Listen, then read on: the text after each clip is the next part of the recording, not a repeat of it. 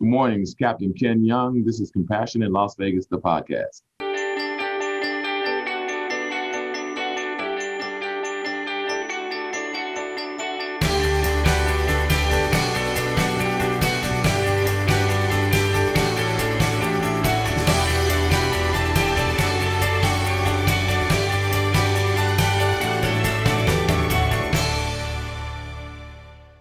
Today, we have the pleasure of sitting down and speaking with Captain Ken Young, co-chair of the Law Enforcement Task Force with My Brother's Keepers Alliance.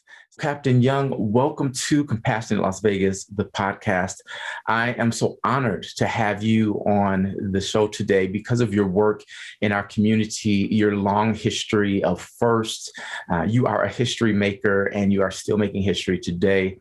And I think our audience is really going to be edified by the amazing work that you're doing in our schools, in our community, and in our world today. So thank you for joining the podcast. Thank you for having me, man. I'm excited about the conversation.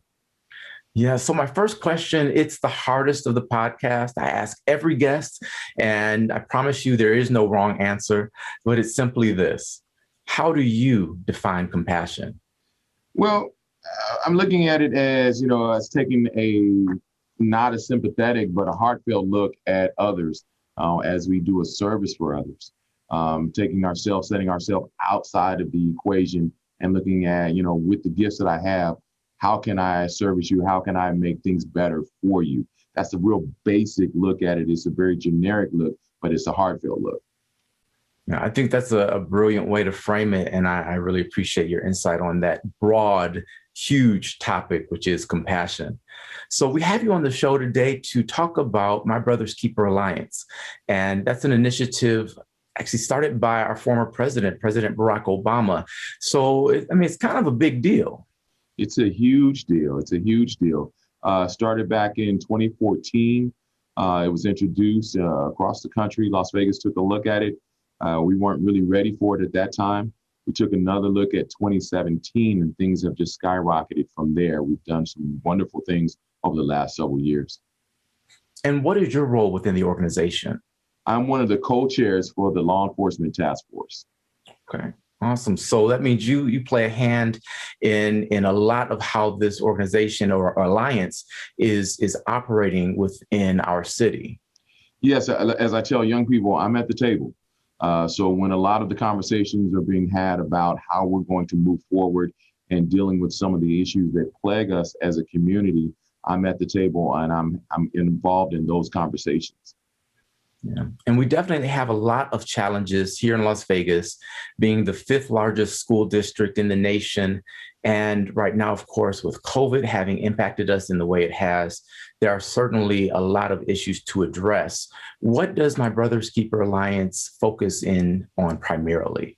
Well, one of the things specifically for schools, about 3 years ago, at the end of one of our conferences, we came across a wonderful idea. It's now called the School Justice Partnership.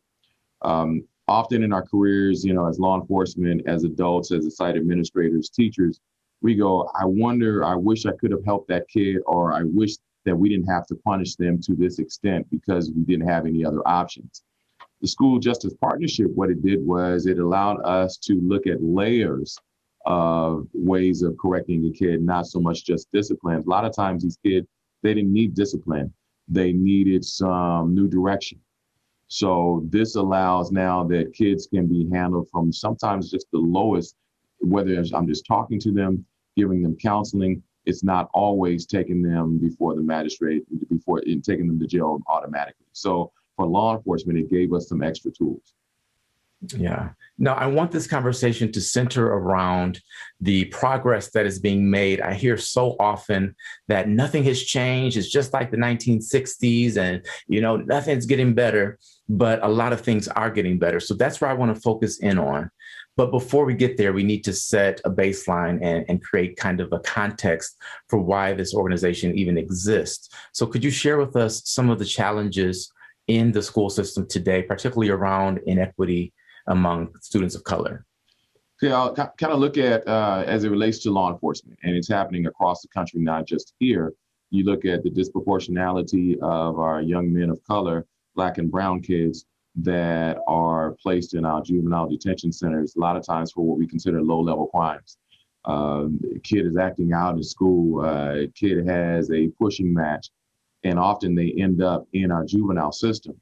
So we started looking at the numbers, and there was definitely an imbalance as it related to, kids of color being taken into our facilities, especially our young men. So one of the things that the president looked at globally was that how do we correct that? How do we right that ship? How do we change the culture, not of just kids, but also of law enforcement, school administrators, community leaders? How do we change the culture that people are helping these kids versus always wanting to punish them?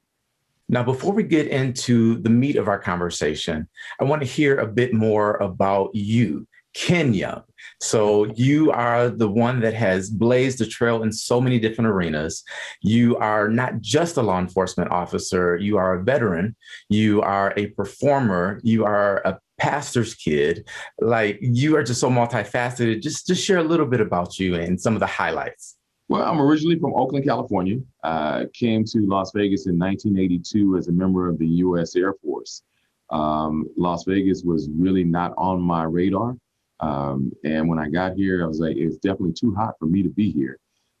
So I was coming from a different community. Las Vegas was initially a challenge for me as it relates to the progression and the progressiveness of this community.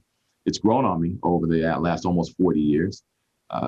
After 9 years in the Air Force, I became a member of the Clark County School District Police Department. And over the years, I've had an opportunity to move up through the ranks. I've been first in a lot of stuff. Currently, I still believe, I think I'm still the ranking African-American in the state of Nevada as it relates to school policing, our officers that are involved in the school system. So still a first in that. I was the first public information officer. I've worked in gangs. I've worked in the training unit. So I've had a well-rounded career. As well, I'm a performer. I'm a vocalist. I've had an opportunity to travel the world as a musician. I've worked with such notables as Gladys Knight, David Cassidy, Tommy Tune, gospel legends, the Hawkins, Daryl Coley. And so it's just, I've had some wonderful opportunities. I'm a father of 3, grandfather of 5 girls. 5 girls. 5 granddaughters, man. Wow. So you named some folks. We can't just skate by this. So Gladys Knight is perhaps my grandmother's favorite artist of all time.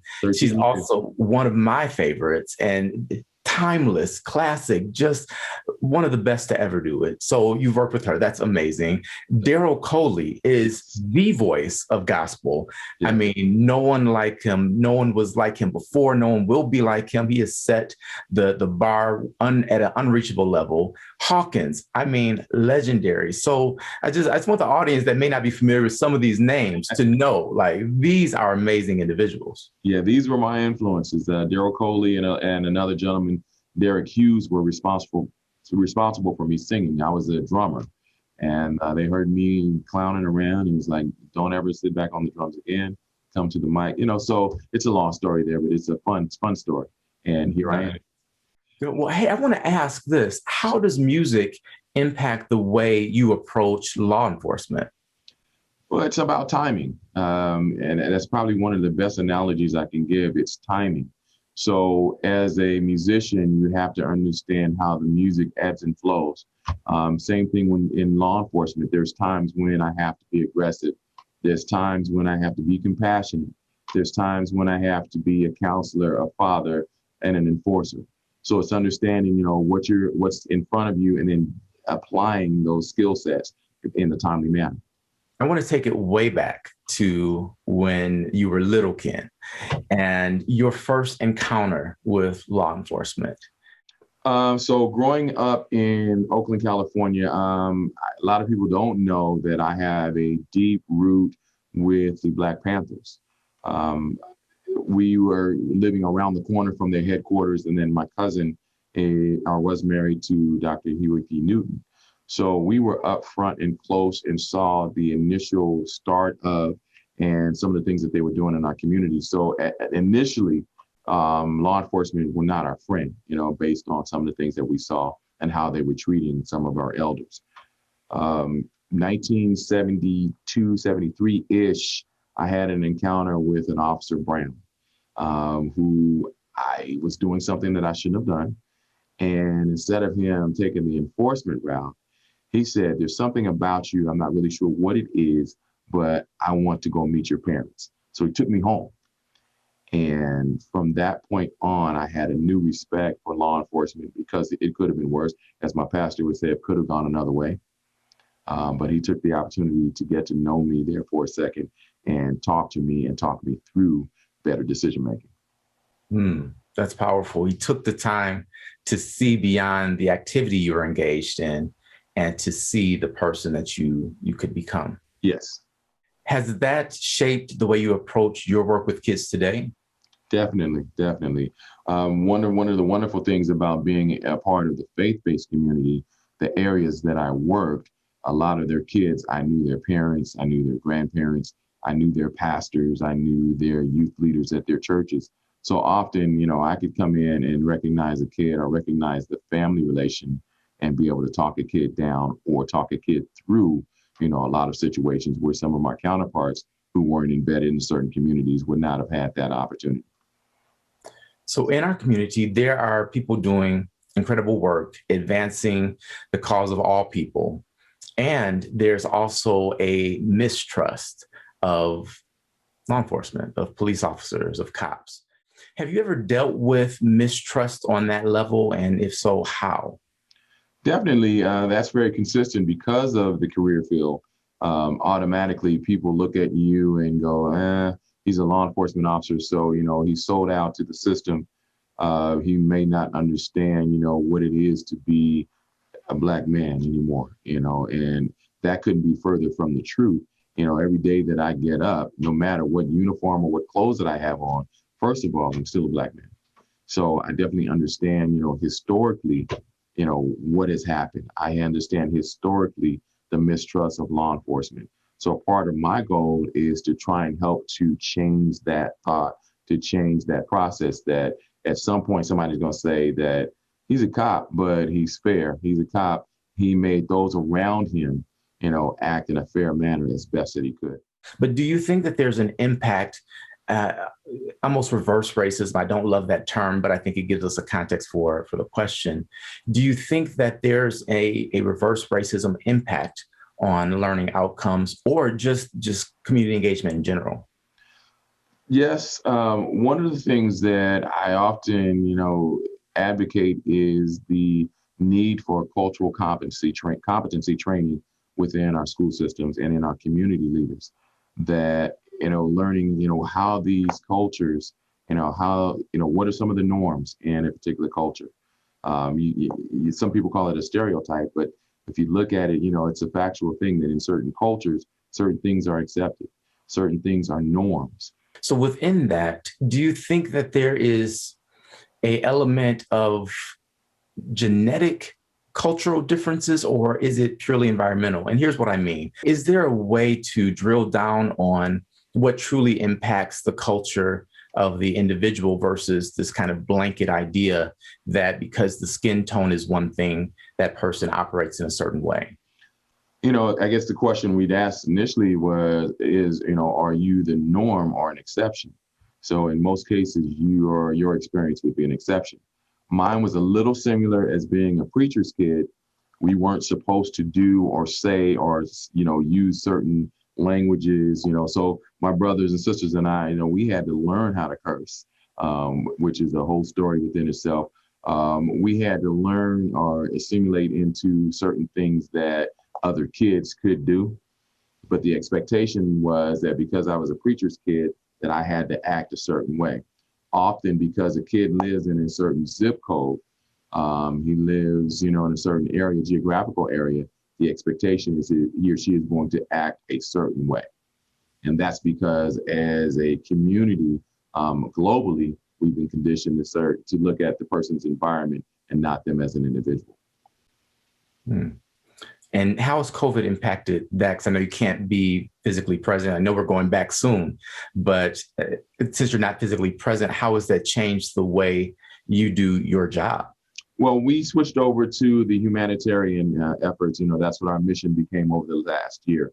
So we had an opportunity to interact with families and that were reaching out for help, kids that were reaching out for educational resources.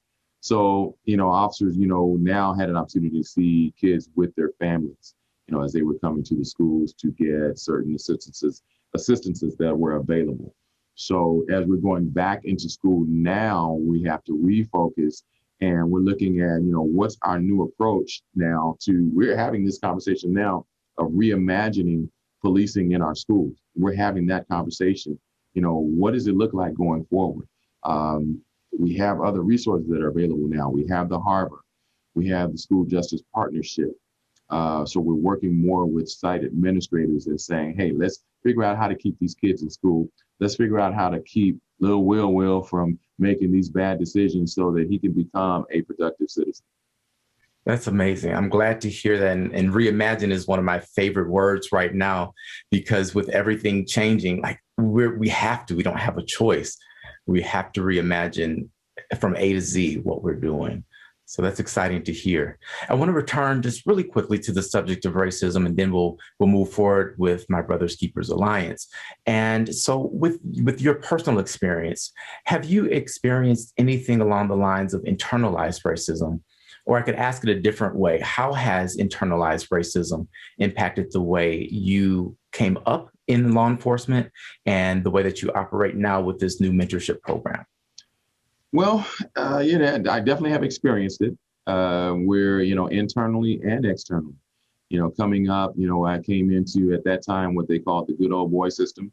So, there was an expectation that I had to work harder, to promote.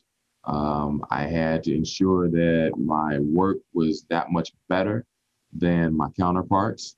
When we were going out to provide services, often there was an expectation that I don't want that particular officer to talk to my kid. I don't want that particular officer to put his hands on him. Where I come from, we don't allow people like him to touch us or to talk to us. So we've dealt with that kind of stuff.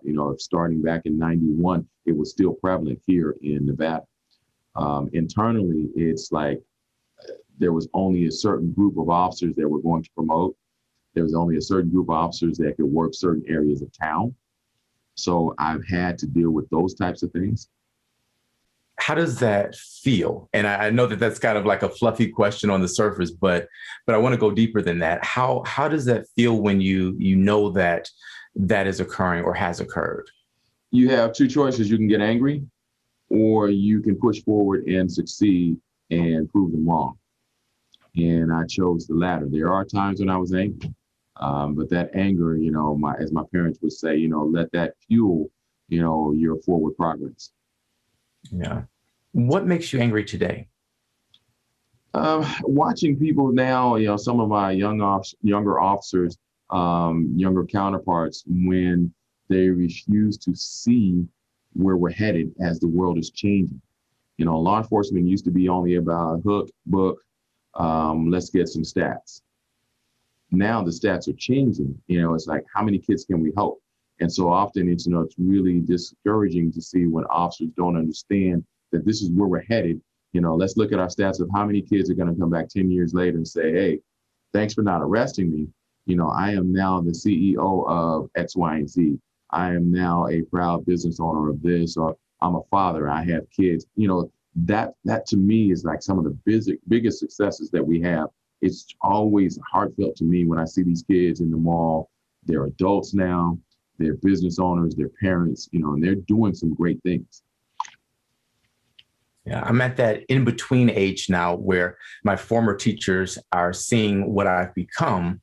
And now I'm also seeing what those I mentored are becoming. So it's really interesting because you never know the potential of an individual. And so I try to look at each person as being completely unlimited.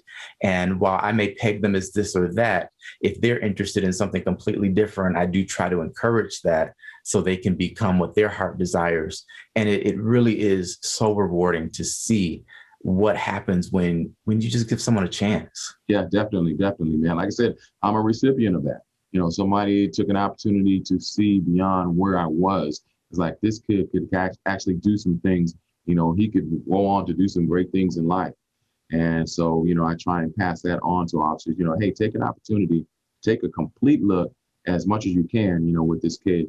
And is your next move is going to impact them for years and years. Make the best decision for the kid. So, Captain, how do you define success? That's personal. It's almost like a DNA, your own DNA. I try and tell my kids, set some goals, get to that particular point. Once you've gotten there, then, what's your next move? Success is not defined by money. It's not defined by possessions. Basically, it's a state of mind. It's a state of being.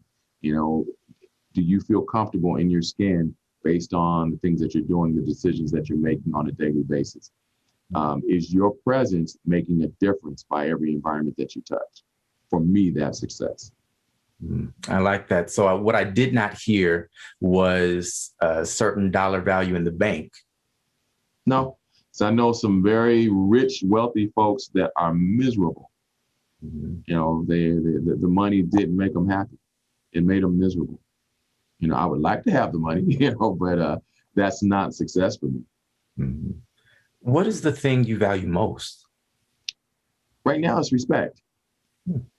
For me having respect for the individuals that I come in contact with, people having integrity in their walk, their talk, those things are huge for me. That's currency for me, that we respect each other and that we treat each other with respect. Yeah, respect is a big deal. And I think respect is also kind of the other side of the coin of trust. And so trust, I think, is huge, particularly in the work that you do. And it sounds like from what you've shared so far, you've had some experiences that have helped to shape your ability to get others to trust you. And of course, with the spaces that you've been in the various capacities, you've learned a thing or two about respect, which I'm so grateful you're able to now impart that into others in our community. Turning our attention to our Brothers Keeper Alliance, what would you say inspires you most about this program and the work that you've done so far? Well, when you look at like communities across the country, we have a call each week where we talk to other communities across the country, and we get a chance to hear the highlights of, some of the things that they're doing. Over the last several years, I've met some wonderful people that look like me that are doing some great things in communities like I live in. I guess one of the highlights, we had an opportunity to go to my city, Oakland, California, for My Brother's Keeper conference.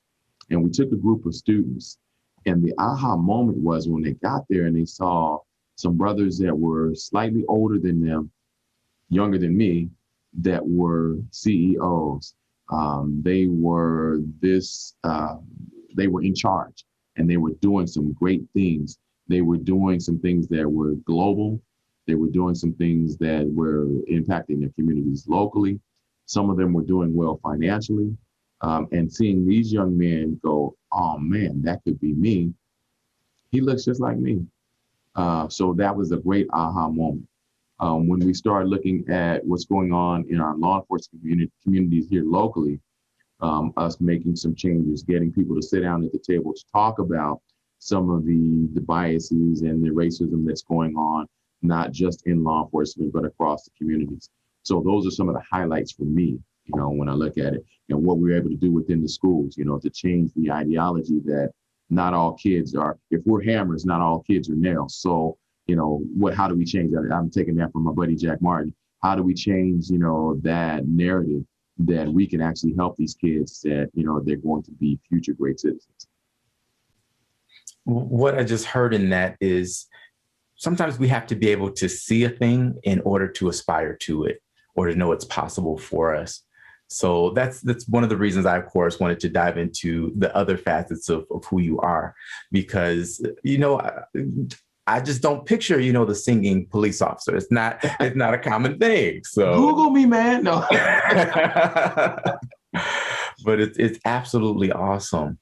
When you're in those moments when you're working with the students and you're making a connection, what does that do for you as an individual? It really reassures me that there's some hope. When I get those moments and I see the aha moments within the kids' eyes, then I push and I challenge. There's been some times, when I first started as a law enforcement officer, hey, I got to get this stat. If I come in contact with a kid, yeah, he's going to jail. So now changing that methodology when I approach kids, looking at, if I make a promise to a kid, hey, I'm coming to see you in 2 weeks and your grades and talk to you about what's going on in your life, I make sure that I keep that promise. And when the kids are making those progressions, when they're progressing, they're one that I reward them verbally. And then I also try to reward them with opportunities and connections. Like you, many of the kids, when I tell them I'm into music, and I've done X, Y, and Z, and I've worked with these artists and I've met these artists. When I tell kids, I wrote on Brandy's first album, and they go, "What? You?" Yeah, I did that. And I'm still a law enforcement officer, and I've traveled the world. I've been through the United States about 9 times. I've been throughout the world. I've been everywhere I wanted to go on someone else's dime, being paid to be there and enjoying the environment. Wow. And you just, I got to take a second to absorb that. Brandy's one of my favorite artists as well. And so to know that you've written for her, you're like, we're going to have a second conversation about this music thing. Yeah, definitely, man. I've had some wonderful opportunities. Music has been an open door for me and an opportunity for me to get out and do some wonderful things. And like I said, when kids see the uniform, they don't make that connection. And so sometimes I get a chance to go to schools and visit music classes and, impart upon them, the importance of learning the basic theory. I tell them some of my horror stories because I had a great ear. I was a cheater. I didn't learn all that I needed to learn. I could play by ear. And that hampered me later on when I had some big opportunities, but I didn't have the skill level needed to stay in the opportunity. That's an important lesson. And I'm almost the opposite. I had to learn the theory because I couldn't play anything by ear. But what I heard you saying in that is that you are really allowing young people to see people. And what I mean by that is a lot of times we label people, oh, that's a police officer. Oh, that's a doctor. That's a judge. That's a teacher. And we forget that behind that job title is a human being, a person just like I am. And so it seems like you're helping to bridge that gap in awareness for our students. Do you see that happening? Yeah, definitely. And I'll keep it 100. There are some times when I can be that other guy. I can be that guy. I can be that jerk. There are those times. But, like I said, I really try to make sure that that's not always my first approach. That's my final approach. If I've used all the tricks in my bag, all of my different approaches to a kid, and they still refuse, and they're still going to, say that I'm going to do what I plan to do, whether it be physical, whether it be harming themselves, then I have to become that other guy. So I want to make sure that I'm not putting up a fantasy that, no, I'd never do that. No. There are multifacets to who I am as an officer. I try and stay on the side of let's communicate. Let me show you a better representative of law enforcement. In those times when you have to get more aggressive and take a different approach, when you circle back to those individuals, what do you hear from them? 90%, 95% of the kids are the adults that I've ever had to deal with. When I see them again, it's not a bad encounter. Now, there are some that, when I see them, it's not good. I've had some of those as well. Yeah. And how does that weigh on you as an individual? Well, it keeps me on my toes, especially if I'm out and about with my family. So it keeps me on my toes. So that's one of the things that I always said, that I want to be able to move around in my community without fear. So because of my approach, I've been able to do that. I like the way you phrase that, move about in my community without fear. And there are so many layers that I've just kind of read into that. Yeah. But one of the things that I really try to advocate for is big picture solutions. So, for example, when we deal with the subject of homelessness, recently, I think it's the episode before yours or maybe a couple before, but we talked about anti-homeless architecture. And the guest said, why are we fighting to get people to be able to sleep on on benches instead of fighting to get them housed. And so that's kind of what I'm hearing in your statement there is, we have issues, we have problems that are happening, but let's make sure that the main thing stays the main thing. Definitely, and we have, as it relates to homelessness, we have so many kids that are dealing with that, whether their parents are living in a weekly, whether they are living in their cars. You never know, what a kid is dealing with, until you actually sit down and talk with them. I admire the kids that can overcome that on a daily basis and come in and let that education be their fuel for their future.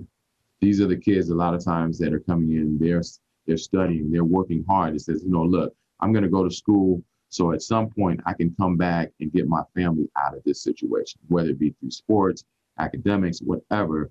That's fueling them for their future. Yeah. What is your vision for the future? What is your 1,000-year vision?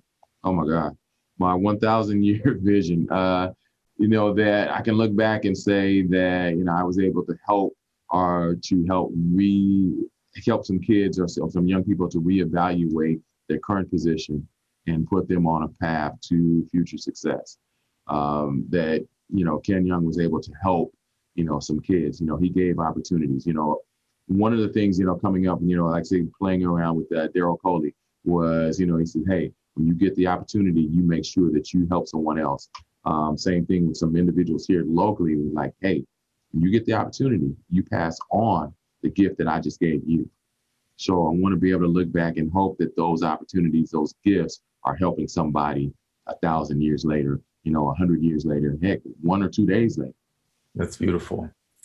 So with the Alliance, there are 3 components. You, of course, are part of the law enforcement. You're the co-chair there, but there's also community engagement. And is it educational equity? Is that the third branch? Yes. What are some of the successes that are happening? What progress have you seen in all arenas so far? Well, we work collaboratively. So when we look at the school justice partnership, that was a collaborative effort from all entities. Okay, so let's what is that? Because that sounds fascinating, but I don't know what it is. So the school justice partnership was an agreement with law enforcement and educators that jail was not the only solution for kids. The court system was not the only solution. So let's look at I'll use you. Will keeps having these violent outbursts in class. By the letter of the law, we could give him a citation. We could actually take him to jail. What else can we do with him? So we're looking at the multi-tiered, approach where let's sit down and talk with them. Is there counseling available? Do we need to refer Will to the harbor where they have some other resources available through family counseling, through assistance with, getting him better housing? Those are opportunities that, we can look at. So the school justice partnership said, instead of automatically taking these kids into the judicial system, let's look at what other opportunities are available. So we came up with something that's called the Focus Acts, or we call low-level crimes. Kid has an outburst. We have a pushing match. A kid is trying to think of some of the other ones.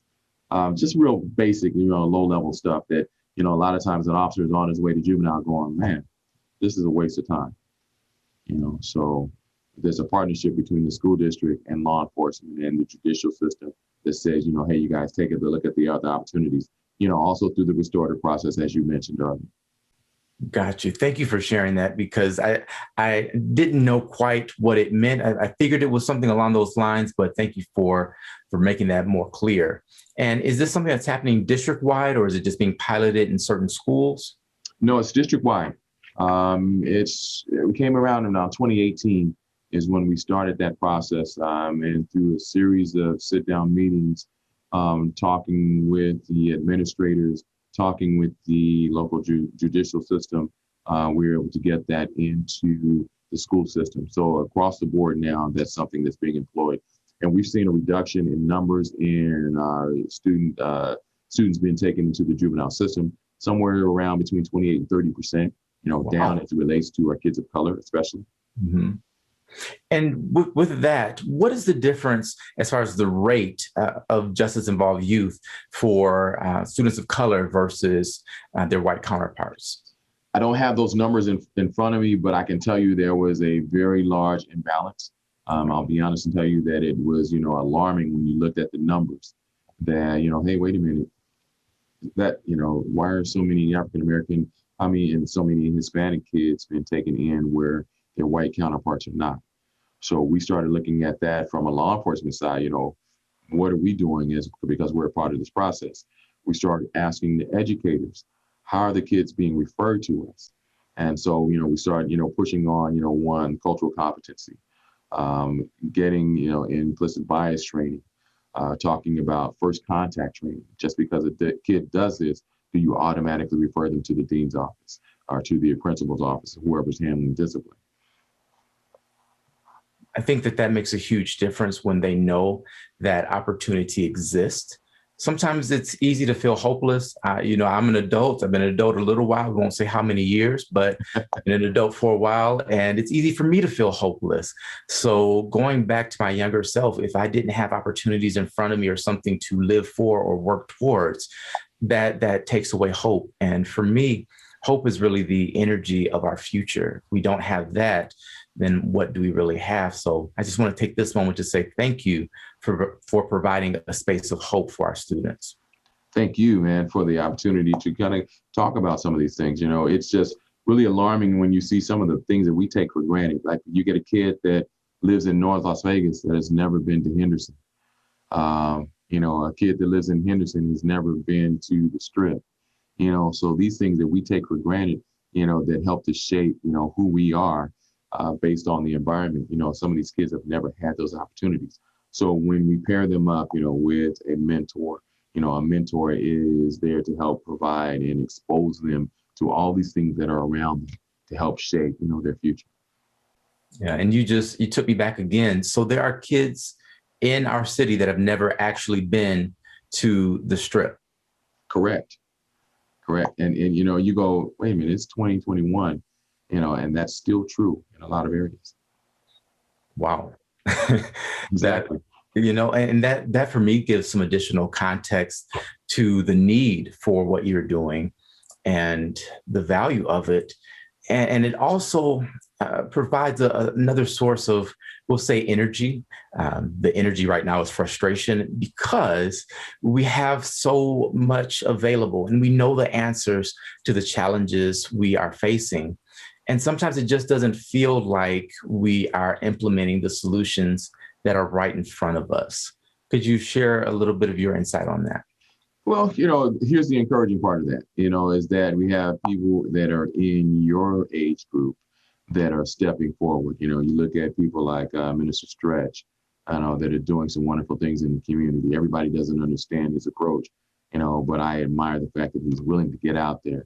When you look at Brother McCurdy, the young McCurdy, as I call him, stepping forward, people like that, people like yourself that are stepping forward gives people like me hope that, somebody along the way has made a difference. Somebody along the way, planted a seed for somebody like you to step forward to help reshape, where we are. And that is encouraging. And I'm inspired by both of those individuals. We've actually had now County Commissioner McCurdy on when he was Assemblyman McCurdy. So he's absolutely incredible. I don't know Minister Stretch, but I've seen his work. So I have to get him on the podcast too. Definitely be an interesting conversation for you. Well, in our last few minutes, I just want to dive into some visioning, some reimagining, some ideas for the future. So when you look at what's happening with the Alliance and what's happening with the school system at large and our state and our world at large, what would you say needs to happen to go from equality to equity? And what do you see happening in this moment that is helping to push that forward? One of the big pushes for us is getting our communities more involved, getting them at the table, breaking down some of those barriers of mistrust for the city and county entities, law enforcement, that, basically we're only here to come tell you what you need to do versus listening to what you need. So that's one of the big barriers, getting our community leaders to the table. The second portion of that is getting our young people to the table. I'm really happy to see what's going on with our NAACP on what's going on over there where they're getting young people involved. While we have also some of our youth empowerment entities within My Brother's Keeper that are doing some things, getting some of the young people to the table, sitting down and not talking to them, but listening to them as to, this is what we deal with on a daily basis.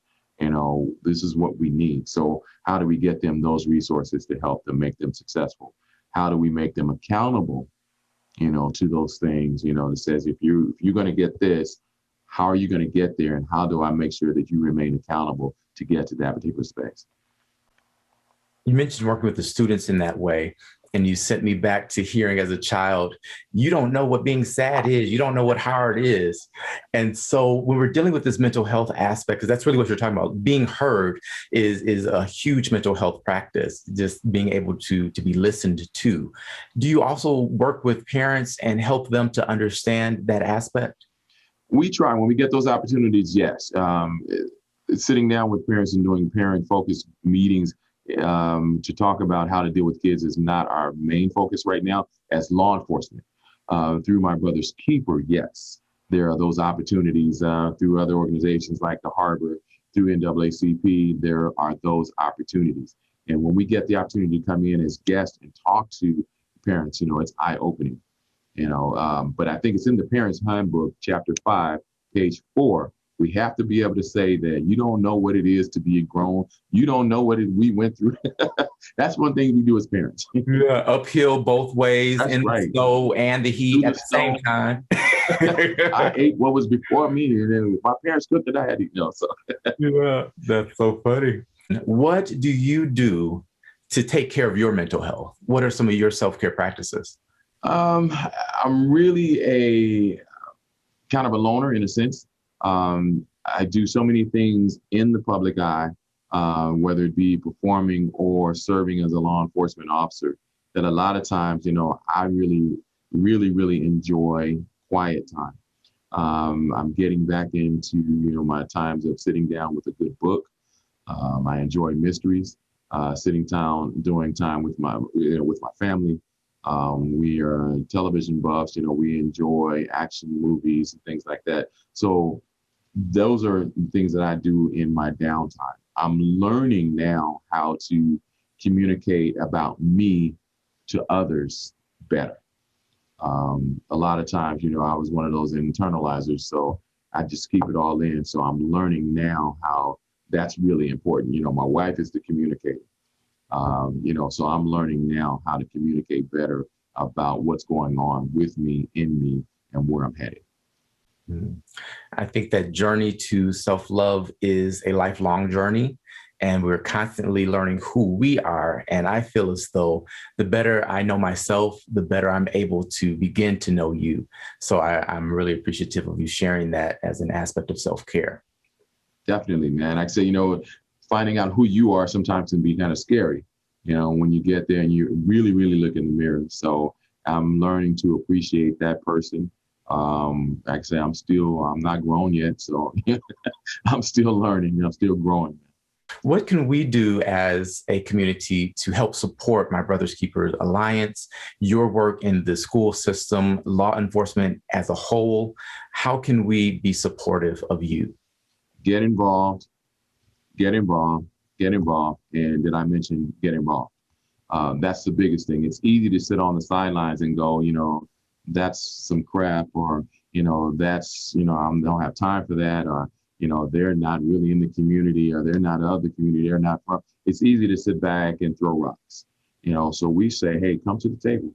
Let's sit down, give us your perspective from your lens. What are we missing? So we're not above that. That's how we learn. To close us out, I'd like to ask you to finish a few sentences. I'll just give you a few words to start the sentence and you finish it out. What matters most is? Respect. Respect across the board. In any and all things, respect is the key. What makes life worth living is? Seeing people succeed, seeing the aha moments, living in the aha moments. I reimagine Las Vegas as? becoming a leading city as it relates to child advocacy, assisting our kids getting through the minutia of becoming teenagers, getting beyond that point, us taking mental health seriously, that we become the leaders, in the country as to how we're dealing with mental health. And then hopefully we come with some solutions for our homelessness problem. Last one. Uh-oh. I'm here because I still have some things to do. The master's not done with me yet. There's still some things for me to accomplish, still some opportunities, for me, and then for me to open the door for some others. So I've still got some stuff to do. Captain Ken Young, thank you for joining us today as the co-chair of the My Brother's Keepers Alliance, captain for the CCSD, law enforcement, and all of these other amazing things that we have to do a part 2, 3, 4 on to talk about. It has truly been a pleasure. Please and stay in touch with us, because we do want to support the work and amplify these great things. I think we've just scratched the surface of the progress that is being made. And I know that you're working hard to keep that momentum going. Is there any last thing that you just want to leave with our audience today? Just, man, thankful for the opportunities. Like I say, get involved. Like I said, if you want to, come and see what we're doing or be a part of change, get to the table. There's enough for all of us to do. We don't have it all right, but we have the hearts that we want to make things better. So, come and be a part of what we're doing. Come join us. Come link up with us. Let's go arm in arm, as we walk into the future. And we can leave it there. That's it, man. Coming up on Compassionate Las Vegas, the podcast. Somebody sent me a video of it, and I was, first of all, like, I know that person and I know the valuable stuff they had in there. And it was just like horrible that they lost their stuff. That was the big thing. We had plans to build more. And I knew like people would be a little devastated by this. I was down about it, but I know that it's a long road to get to where we got to go.